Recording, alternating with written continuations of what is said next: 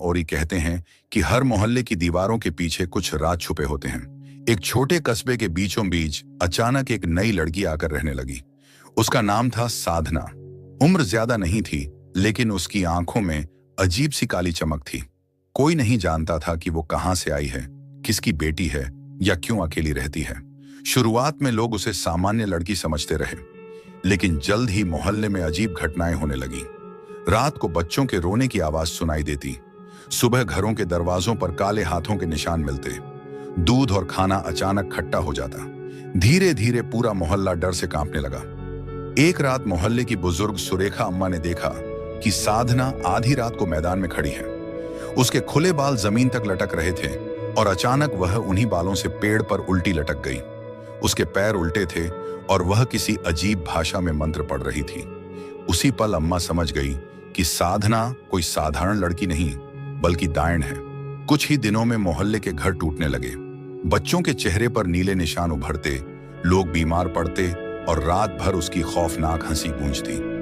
लोग घर छोड़कर भागने लगे और मोहल्ला वीरान हो गया। सालों बाद वक्त बीत गया। उसी जगह पर नई कॉलोनी बनाने का काम शुरू हुआ। बिल्डरों ने सोचा कि भूत प्रेत जैसी बातें सिर्फ अंधविश्वास हैं, लेकिन जैसे ही निर्माण शुरू हुआ, हादसों की लड़ी शुरू हो गई।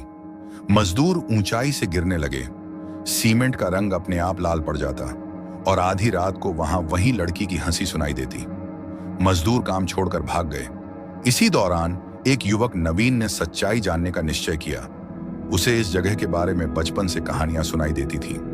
उसने पुराने बुजुर्गों से पूछताछ की और हर कोई सिर्फ एक ही नाम लेता, साधना, दायन लड़की। रहस्य की रात एक रात नवीन अपने दोस्तों के साथ टॉर्च लेकर उस मैदान में गया। घड़ी ने 12 बजाए और अचानक हवाएं तेज होने लगी। पेड़ों की शाखाएं अपने आप हिलने लगी। अचानक जमीन से धुआं उठा और वही साधना प्रकट हुई। उसके बाल जमीन पर रेंग रहे थे, आंखें अंगारों जैसी जल रही थीं।